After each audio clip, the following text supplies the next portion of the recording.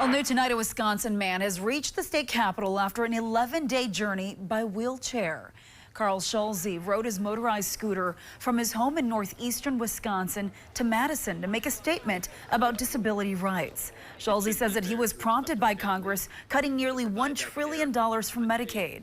He says those cuts threaten Medicaid-funded home care, which he relies on. The federal government is telling states in plain language that they will not be punished if they cut home and community-based services. Apparently, it's not a violation of my civil rights to put me in an institution against my will. Schulze made a similar trip last year when he called for higher pay for caregivers.